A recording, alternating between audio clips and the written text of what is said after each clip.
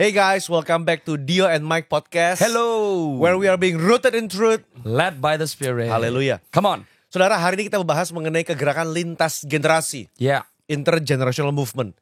Kenapa? Karena kita percaya bahwa salah satu kegerakan yang akan diangkat dalam akhir zaman adalah kegerakan lintas generasi. Amen. Kalau saudara baca berita, baca surat kabar, apa yang terjadi dalam dunia marketplace, mereka pun juga sudah menggaungkan intergenerational leadership. Yeah. Kenapa? Karena hari-hari adalah unik. Saudara menemukan lintas generasi mulai dari baby boomer, Gen Y, Gen Y, Gen X, Gen Z.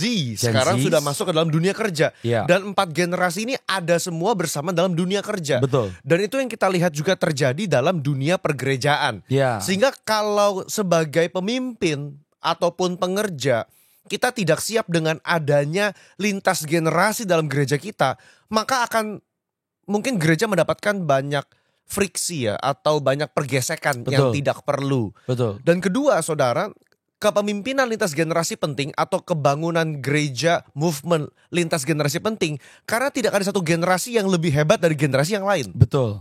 Gitu. Kita butuh semua generasi bersama-sama untuk menyelesaikan amanat agung. Iya. And sebetulnya saudara, lintas generasi juga bukan saja di dalam konteks pekerjaan dan pelayanan. Iya. Di dalam keluarga pun itu lintas generasi. Iya. Di mana orang tua mendidik anak-anaknya dua generasi yang berbeda. Dan sewaktu seorang anak semakin lama bertumbuh, waktu anak beranjak di dalam teens and youth years, Iya. generasi mereka berbeda dengan generasi para orang tua. Iya. Mungkin para orang tua waktu memiliki anaknya umur 1, 2, 3 tahun, di mana kepemimpinan orang tua, cara pandang orang tua dominan. Tapi the moment seorang anak sudah bisa menyuarakan opininya, menyerap dari teman-temannya, lingkungannya, keadaan zaman pada saat itu, di dalam rumah tangga pun terjadi di mana ada dua generasi yang berbeda yang harus berkolaborasi, bekerja sama untuk berjalannya sebuah konsep keluarga rumah tangga yang harmonis, yang jadi berkat. Dan di dalam keluarga, anak-anak yang mengerti bagaimana bekerja sama, menghormati generasi orang tuanya, akan menjadi anak-anak yang menghormati orang tuanya. Anak-anak yang mendukung orang tuanya. Orang tua pun yang memiliki skill, hati, pikiran dan siap untuk bisa membangun generasi yang selanjutnya. Dan juga bisa mengakomodasi perbedaan yang ada. Memampukan orang tua juga mengambil peran yang sangat amat penting. Membentuk anak-anak mereka menjadi pemimpin-pemimpin di dalam generasi mereka.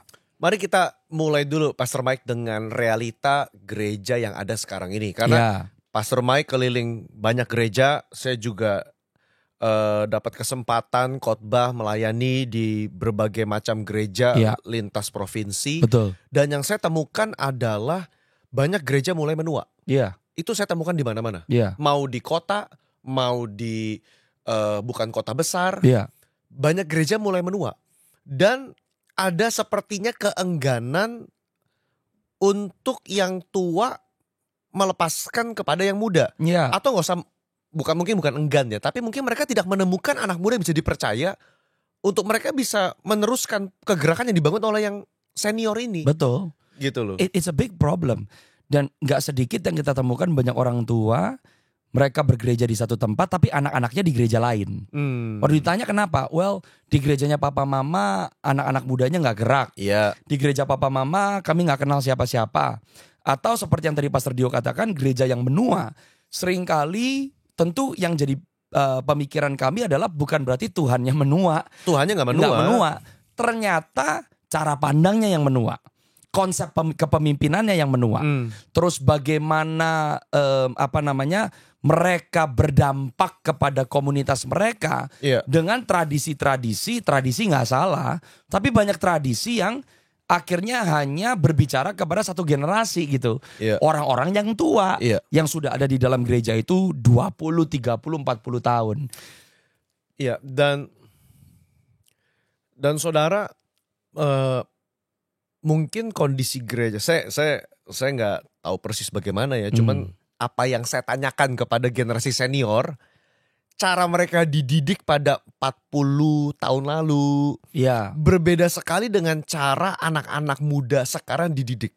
Contoh-contoh yang paling saya temukan, generasi baby boomer dengan generasi yang lebih tua lagi di atas ya. Berarti kalau generasi baby boomer mungkin sekarang tuh umur 50-60, Betul. 55-65. Iya. Yang generasi di atas baby boomer, generasi founder 65-78 Iya. sampai 80. Itu terbiasa manut begitu loh. Ngikut aja. Ngikut aja. Pokoknya you ngikut aja. Iya. Jangan banyak tanya, ngikut. Karena memang mungkin pada zaman itu zaman permulaan Orde Baru Betul. begitu ya. Dan memang caranya seperti itu. Betul. Begitu. Ya, ngikut aja. Jangan Betul. banyak tanya, ngikut aja. Kalau sekarang kita melihat anak muda mau didengar. Anak muda kalau diizinkan bicara bisa cukup frontal. Iya. Yang mungkin generasi tua tidak siap. Iya. Karena terkesannya membangkang, Iya. terkesannya tidak sopan, terkesannya memberontak. Iya. Saudara, tapi itu adalah realitas sekarang. Betul. Bahwa kita memiliki ada perbedaan gaya komunikasi, perbedaan bercandaan bahkan, perbedaan pandangan, value, prinsip. Dan ini semua mesti dinavigasi dengan baik karena kalau enggak gereja akan sulit beradaptasi dengan percepatan teknologi dan kita tahu bahwa anak muda sekarang cepat sekali belajar. Betul. Dan ini ngomong tentang the fabric of society. Saya susah tuh Iya. untuk cari bahasa Indonesianya for the fabric of society. Itu menjadi kayak seperti apa ya, rajutan dasar iya. yang membentuk komunitas supaya bisa berfungsi dengan baik. Tapi jangan salah juga, banyak anak-anak muda yang juga berpikir karena orang tua cara pemikirannya kolot dan saya suka dengar kata ini tidak relevan lagi. Makanya kadang-kadang kita kalau pakai kata relevan tuh harus kita telaahi, harus diperhatikan. Karena anak-anak muda berkata yang tua udah gak relevan lagi. Saudara lihat keadaan zaman. Seperti yang tadi dikatakan, generasi baby boomers, generasi founders atau generasi builders. Mereka dibentuk karena pada zaman itu 1920 Iya. sampai 1940 40, 50. itu terjadi perang dunia kedua loh. Betul. Itu terjadi banyak sekali apalagi di Indonesia dan di Asia Tenggara. Negara-negara termasuk Indonesia itu baru lahir. Iya. Terjadi revolusi, terjadi reformasi. Nah saudara dan saya harus mengerti generasi itu mereka sudah melewati masa perang. Iya. Mereka lewat masa susah. Iya. Generasi sekarang, generasi milenial, generasi alpha, generasi beta. Ini generasi beta unik nih dari 2020 ke atas. Ke zaman 2025 Iya. dan seterusnya. Saudara dan saya sekarang lagi masuk di masa di mana peperangan dan deru-deru perang lagi terjadi di mana-mana. Iya. Iya. Keadaan perekonomian, politik global semakin lama semakin memanas. Thailand dengan Kamboja, Ukraina dengan Rusia, Iya. di Timur Tengah. Iya. And so kalau anak-anak muda merasa kita gak butuh generasi yang tua, tunggu dulu gitu loh. We need the wisdom of the generation of old. Sebab mereka melewati masa sukar, mereka melewati masa susah. Mereka belajar berjalan bersama dengan Tuhan, dengan apa yang Tuhan lakukan. Then generasi muda sangat memerlukan didikan, binaan, hikmat dari generasi tua. Untuk menavigasi, kalau saya mau pinjam bahasa yang Tuhan sampaikan ke Yosua, hari-hari ke depan belum pernah kita lewati sebelumnya. Dan saudara, bulan ini kita memperingati ulang tahun ke-80 Dirgahayu Come on. Republik Indonesia. Correct. 80. Ya.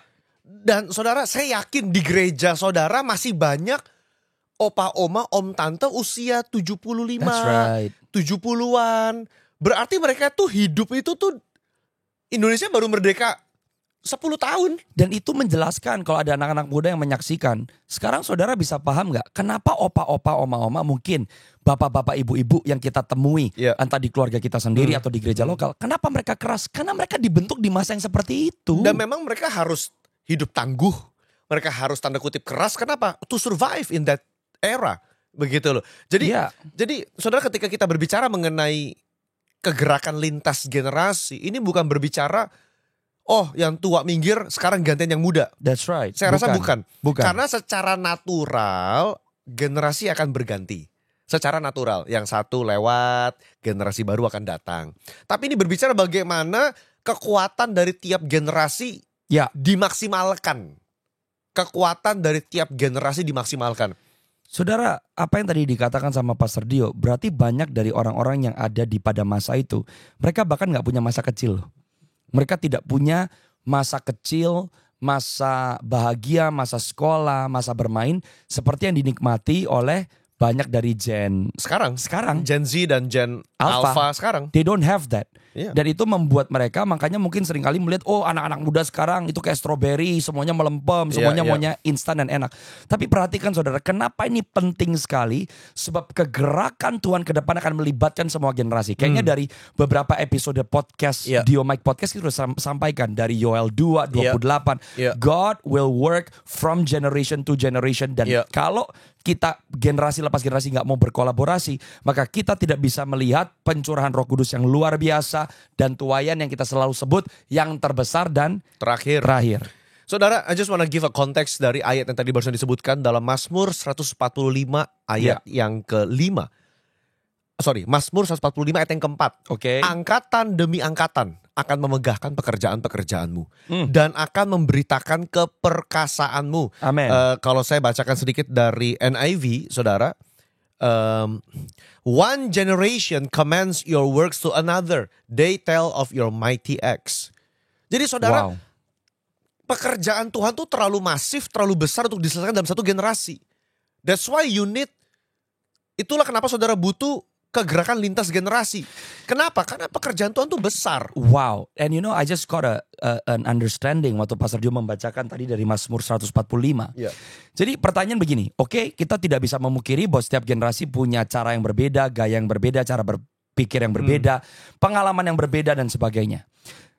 Apa yang bisa menyatukan lintas generasi? Tadi Pastor Dio udah baca tuh ayatnya.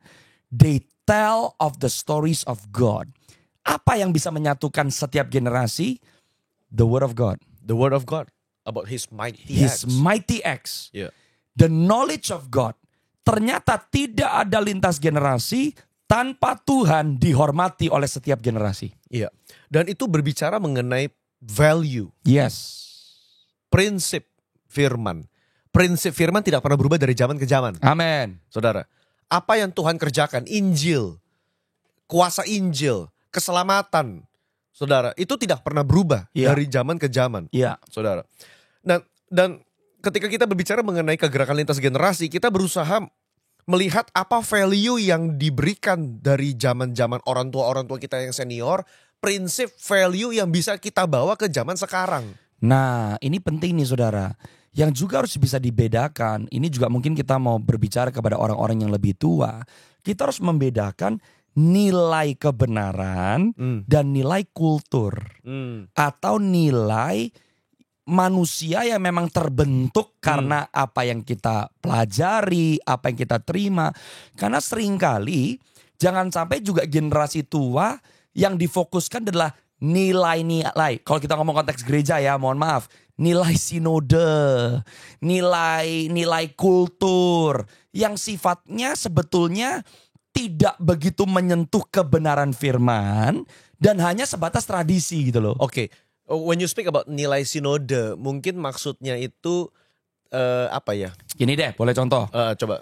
Ada denominasi gereja yang berkata perempuan gak boleh pakai celana panjang, harus pakai rok di bawah lutut. Oke. Itu, yes, oke, penting. Apa sih sebetulnya yang lagi mau disampaikan? Kesopanan. Nilai kesopanan. Kesopanan membawa diri untuk mengerti bagaimana value kita tidak dinilai oleh pandangan orang terhadap tubuh kita. Tapi bagaimana kita membawa karakter, kita membawa Kristus yang terpancar. Itu nilai kebenarannya. Tapi seringkali orang tua hanya pokoknya fokusnya, gue gak mau tahu perempuan jangan pakai celana panjang atau rok di atas lutut. Atau pakai celana jeans misalnya. Dan akhirnya hanya karena itu dua generasi berantem, nggak bisa ketemu, keluar. Konyol. Oke. Konyol gitu. Dan menurut saya itu bisa dijembatani dengan namanya komunikasi. Yes. Saudara. Jadi salah satu cara untuk kita menjembatani lintas generasi ini mau tidak mau ada komunikasi. Harus ada komunikasi. Dan saya temukan begini. Saya pernah ngomong dengan satu pemimpin. Dia bilang, Dio, kamu yang harusnya ngejar kami. Ini pemimpin senior ya. Kamu yang harusnya ngejar kami. Karena kami sudah berlari di depan. Saya bilang, Om, with all due respect. Kayaknya kebalik. Karena Om yang sudah lebih senior. Om yang sudah lebih tahu di depan. Harusnya bukannya Om yang bisa memperlambat ritme. Lalu memegang tangan kami untuk bersama-sama lari ke depan. Oh, kalau kita memperlambat udah telat ini. Terlambat. Nah itu kadang-kadang kita berusaha. Karena saudara, anak muda belum menghidupi kehidupan yang senior. Sedangkan yang tua, yang senior sudah pernah jadi anak muda. Anak muda belum pernah jadi orang tua sudah pernah jadi anak muda. Dan kalau saudara berharap anak mudamu di gereja memiliki inisiatif untuk bisa approach mendekati duluan, mereka akan sungkan. Dan apa yang Pastor Dio katakan ada biblical proof-nya. Saudara, Tuhan Yesus Kristus yang jadi manusia, dia menyampaikan prinsip realita kerajaan sorga dalam perumpamaan. Kenapa sih? Dia gak punya mentalitas, gue cuma punya 3,5 tahun. Either you catch up with me, you run with me, atau lu semua mati ketinggalan. Dia merendahkan hatinya loh. Bahasanya disederhanakan. Dia menyederhanakan. Kenapa? Karena targetnya dia adalah people. Love. Orang harus ngerti. Jadi sebetulnya dari yang disampaikan tadi, saudara, ada yang bilang you have to catch up with us. Yeah. Oke, ada benarnya. Yeah. Kita ngomong tentang celana, kesopanan, betul ada benarnya. Yeah. Jadi untuk intergenerasi bisa bekerja sama, harus ada give and take. Yeah. Yang generasi tua juga mengalah, generasi muda juga harus mengalah. Jadi prinsipnya itu prinsip kasih, saudara. Nggak ada mengasihi kalau kita doang yang harus dimengerti, kita doang yang harus dipahami. Kalau kita mau lihat intergenerasi terjadi, harus kembali kok, ternyata prinsipnya kembali ke apa sih? Merendahkan hati, merendahkan diri, mendahulukan orang lain, bahkan yang lebih muda. Dan juga yang muda nggak boleh meninggalkan prinsip mendahulukan orang tua. Yes, mungkin orang yang tua belum mengerti, orang yang tua tidak mau mengerti. Tapi ada waktu-waktu dan tempatnya di mana memang kita harus mendahulukan to show honor when honor is due. Iya, betul. Dan saudara, ini saya mau berbicara kepada yang generasi muda. Kita jangan suka komplain. Ya. Memang orang tua itu mereka sudah terbukti. Mereka sudah terbukti Betul. loh. Di gereja lokal saudara, mereka yang membangun gerejamu. Betul. Mereka yang berdarah-darah membangun fondasi agar gereja itu berdiri. Betul. Dan sekarang saudara, you are standing on their shoulders. Saudara berdiri di atas jerih lelah mereka.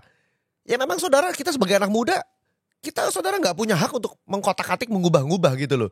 Karena mereka yang membangun. Tapi kan saudara, kita meneruskan. Yes.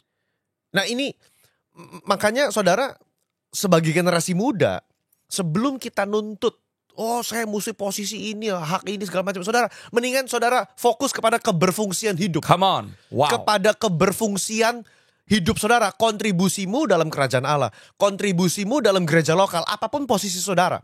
Kenapa? Karena generasi tua mereka butuh bukti. Betul. Oke, anak muda ngomongnya besar, visinya besar, mau ini, mau itu, ngerubah ini. Oke, give us proof. Ya. Setia pada perkara kecil, kalau bisa ditemukan setia, kamu akan bisa ditemukan setia pada perkara besar. Nah, pemimpin-pemimpin senior pasti menantikan mana kesetiaan pada perkara kecil. Betul. Dan saya juga mau bicara kepada generasi senior, kalau engkau telah menemukan pemimpin-pemimpinmu yang setia kepada perkara kecil, bertahun-tahun menunjukkan loyalitas, menunjukkan kehambaan, saudara juga jangan kekang mereka di bawah terus. Yes. Itu yang bikin mereka frustrasi. Pemimpin juga harus memberikan ruang untuk yang muda berbuat kesalahan, belajar dari kesalahan mereka. Dan sometimes memang life lessons, kepentok tembok, it's a teacher. Kegagalan, kejatuhan adalah sebuah pembelajaran. Tapi at the same time anak-anak muda, kamu gak perlu kepentok dulu untuk bisa belajar. Contoh kayak tadi kita ngomong. Di Amerika baru-baru ini ada seorang penyanyi rohani. Dulu di band yang namanya DC Talk dan juga di Newsboys. Ternyata orang ini melecehkan begitu banyak laki-laki sexually. Dia masih melayani, bahkan dia terkenal. Dan dia bahkan memberkati banyak orang. Baru sekarang tersingkap, his ministry is done. Tapi sudah terjadi 20 tahun yang silam, 25 tahun yang silam. Mungkin anak-anak muda, kenapa sih orang-orang tua itu konservatif? Ternyata di Amerika 20 tahun ke belakang dengan as simple as berpakaian yang kita pikir is innocent. Ternyata tanpa kita sadar, kenapa kesopanan itu penting? Karena banyak orang yang jadi berahi, banyak orang yang akhirnya tergoda melakukan dosa, jatuh. Ya karena memang cara pakaiannya gak karu-karuan gitu loh. Jadi ada posisi-posisi dan tempat di mana yang dinasehatkan oleh para orang tua. Meskipun kesannya itu kayaknya beda zaman deh. Tapi kalau kita ngerti bahwa esensinya adalah untuk melindungi, mengingatkan kita juga untuk tahu the balance and not to cross, tidak melewati batas-batas. Sebetulnya yang menurut kita kolot itu melindungi kita dari terjerumus dalam bahaya yang mungkin kita pikir kita bisa kuat. Yeah. Tapi ternyata kalau kita nggak menyikapinya dengan benar, kita bisa jatuh loh. Gitu. Karena kita juga dengar kok cerita-cerita perempuan baju ketat datang ke gereja. Cara berpakaiannya yang menggoda. Ada orang-orang yang akhirnya melakukan pelecehan. Well, Pastor Mike, bagaimana dengan pemahaman sekarang kan feminisme berkembang ya? Ya. Maksudnya ya itu salah otak cowoknya. Siapa suruh Betul. cowoknya istilahnya otaknya kotor. Betul. Masa salahin baju kami, kan suka begitu. Betul. Gitu loh, dari sisi wanita ya. Begitu. You know, it's a very good comment. Tapi yang saudara dan saya harus lihat, kalau kita selalu melihat kesalahan di orang lain dan tidak pernah di kita, itu tidak menurut firman. Firman mengajarkan begins with you. It starts with you. Humble yourself. Kalau saudara rasa ya itu otak cowoknya, ya silakan aja pakai baju kayak begitu. God forbid kalau tiba-tiba ada pemerkosaan, ada molestation, jangan nangisnya kemudian. Saudara bisa kontrol pikiran laki-laki. Sayangnya ada pikiran yang sinting, orang-orang yang cara berpikirnya memang kotor, orang-orang yang memang sakit secara jiwa, orang-orang yang juga tumbuh dari keluarga yang dia juga pernah mengalami sexual abuse, yang dia sendiri juga gak merasa apa yang dia lakukan itu salah. Ada orang-orang yang maniak. You cannot control how other people think. But you can control what you wear. Apa yang kamu pakai. Apa yang kamu pakai. Kepada siapa kamu bergaul. Siapa yang kamu mau dengarkan. Nasihat siapa yang kamu mau terima. Saudara mau merasa, ya terserah orang yang berubah, bukan saya. You wanna wear skimpy clothes, kamu merasa it's fine, up to you. Tapi kita berdoa saudara, nobody can control apa yang orang lain bisa lakukan terhadap kita. Saya suka dengan, ingat gak sih waktu kita yang di conference di Remnant Semarang, pasangan anak muda-muda ini, mereka cerita bahwa kamu bisa loh. Ini wanita yang cerita ya, perempuan. Dia model, dia content creator, betul. Ya. Dan dia berkata kamu bisa jadi cantik tanpa perlu memamerkan tubuh. Yes. Karena kecantikan bukan dari apa yang kamu pakai. Ya. Kecantikan dari dalam. Ya. Saudara, kita udah mulai shift dari lintas generasi. Kenapa jadi ngomong begini? Masalah generasi. Saudara, karena kita fokus begini, orang tua menekankan value. Iya. Yang seringkali anak muda nggak nangkep. Anak muda nangkepnya cerewet, tapi mereka tuh pentingnya value.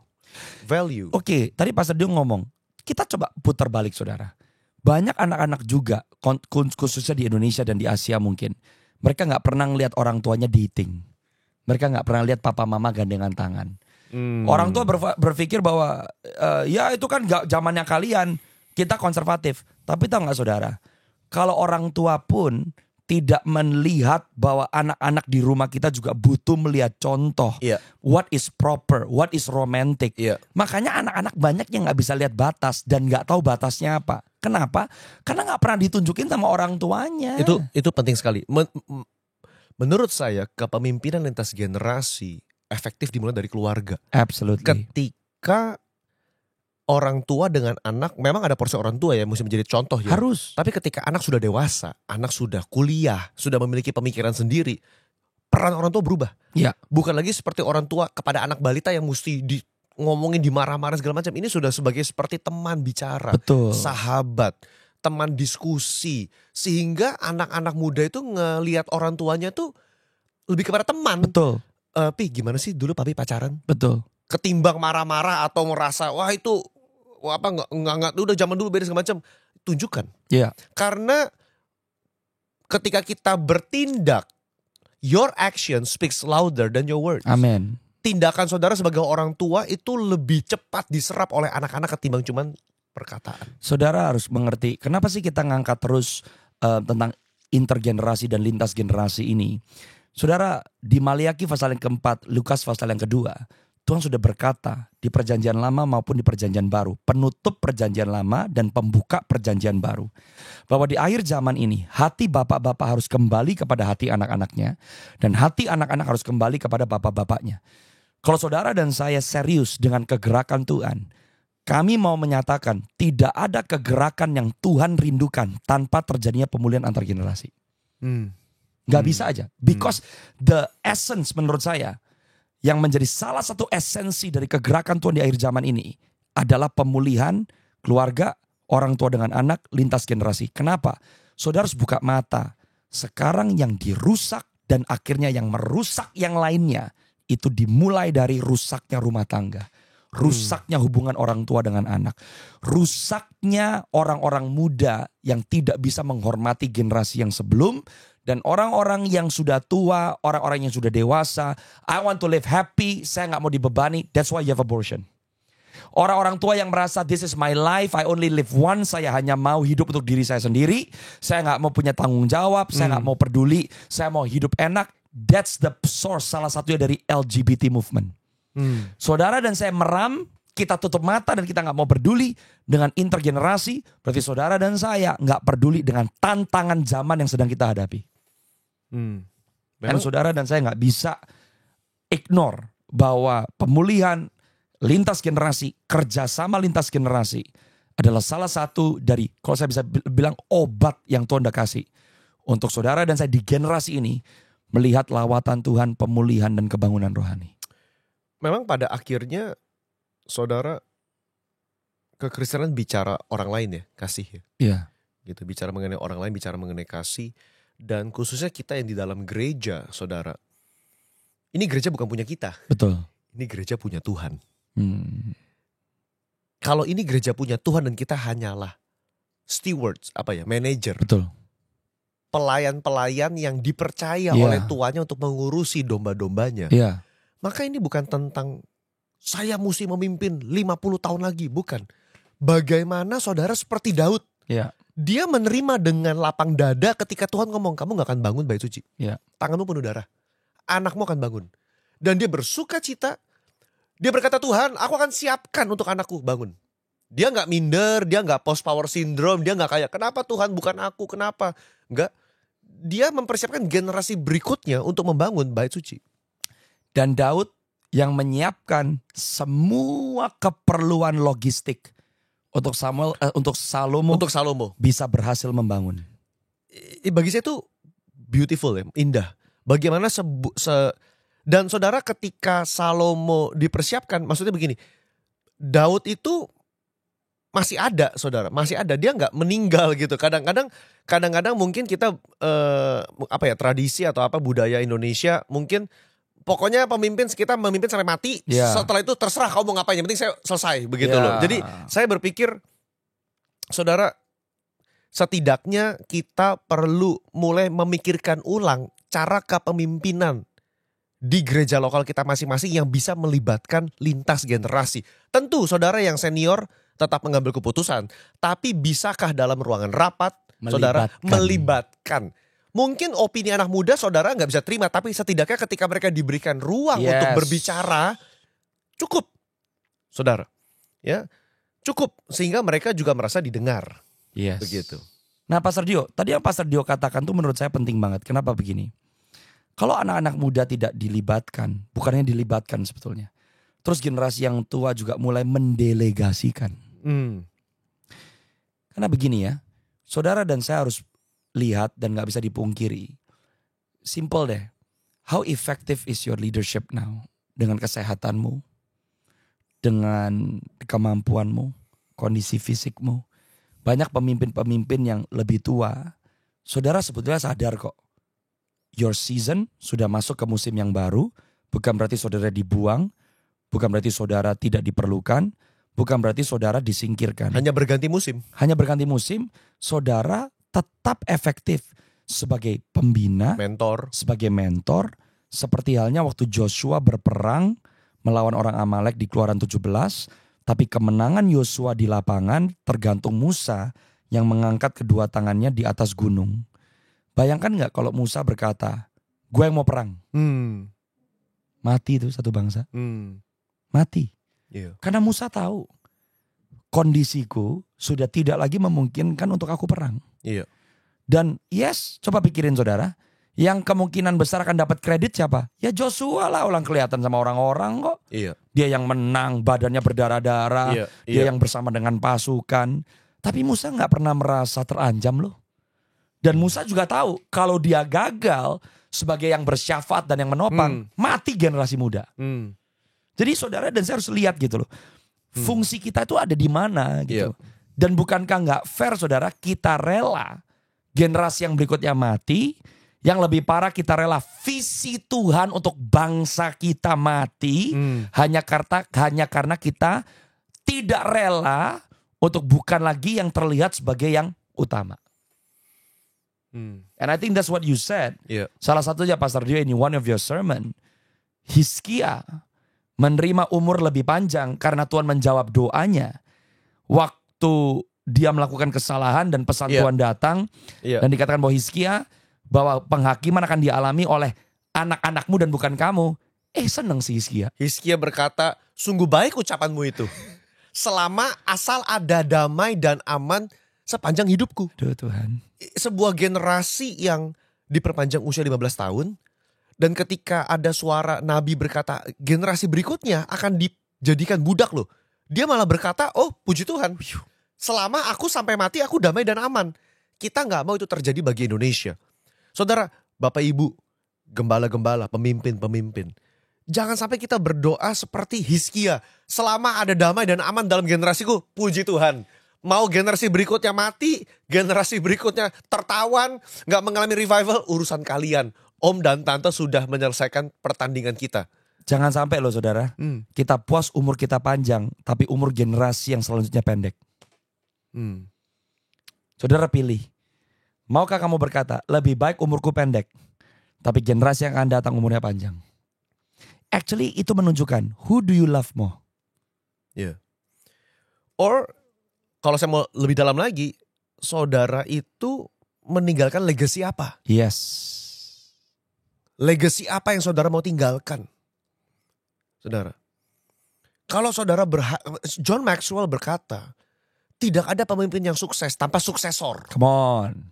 There is no successful leader without a successor. Yes. Jadi bukan seberapa hebat dia memimpin, tapi apakah suksesor berikutnya juga harusnya lebih hebat daripada dia memimpin. Amen. Itu kebanggaan seorang pemimpin. Absolutely. Kebanggaan seorang ayah ketika anaknya lebih hebat dari orang tua. Itu semua. Kebanggaan semua orang tua, anaknya itu lebih hebat daripada orang tua. Makanya orang tua itu mati-matian kerja keras supaya anaknya lebih pinter. Amen. Daripada orang tuanya. Karena kebanggaan. Yeah. Sebagai ayah rohani, sebagai pemimpin, kebanggaan. Kalau kita melihat anak kandung, anak rohani lebih hebat dipakai Tuhan. Yeah. Saudara, malah aneh kalau kita mematikan potensi generasi berikutnya gitu loh. Yes. And saudara, itu tragis. Kalau itu terjadi di gereja itu tragis. Dan you know what?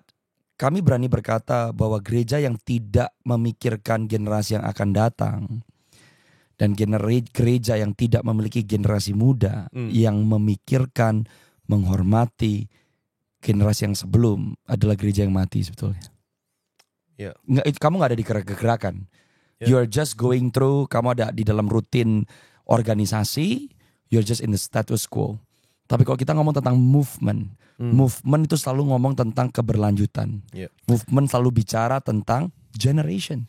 Saudara, mungkin ayat terakhir saudara kita bisa share mengenai bagaimana saudara bisa sustain kegerakan dari generasi ke generasi. That's a good one. Dalam 2 Timotius 2 ayat yang kedua. Saudara. Kitab 2 Timotius 2 ayat yang kedua. Boleh bacakan Pastor Mike? Apa yang telah engkau dengar daripadaku di depan banyak saksi, percayakanlah itu kepada orang-orang yang dapat dipercayai, yang juga cakap mengajar orang lain. Saudara perhatikan ada 3 layer.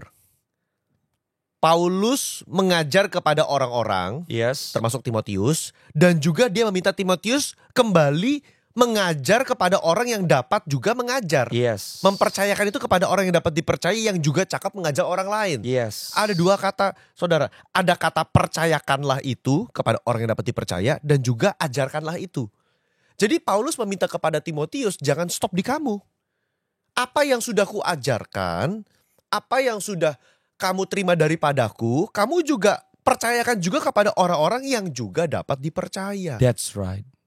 Itu cara saudara mensustain sebuah kegerakan. Terus, Terus tugas kita sebagai coach, sebagai mentor, sebagai pengajar, kita meneruskan kebenaran Injil, kita teruskan. Apa yang baik dari generasi kita, kita teruskan kepada orang-orang yang dapat dipercaya supaya mereka juga kembali dapat mengajar orang lain. Saudara. Dengan kata lain apa sih saudara yang tadi barusan Pastor Dio katakan? Build leaders. Bangun pemimpin. Bangun pemimpin. Yeah. You have to build leaders. And saya percaya ini esensi dari discipleship. Yeah. Saudara tahukah bahwa setiap masalah dari zaman bangsa Israel, setiap zaman PL, Tuhan selalu bangkitkan pemimpin. That's right. For every problems that the Israelites have, God raised up a leader. Musa. Ada problemnya. Bangsa Israel itu tertawan oleh Mesir. Correct. Tuhan bangkitkan Musa. Yosua. That's right. Karena perlu masuk tanah Kanaan. That's right. Saudara. Deborah. Saudara. Gideon. Ada masalah-masalah. That's right. Saudara. Yusuf untuk memelihara That's right. keluarga Yakub. Saudara. Siapa lagi? Samuel. Daniel.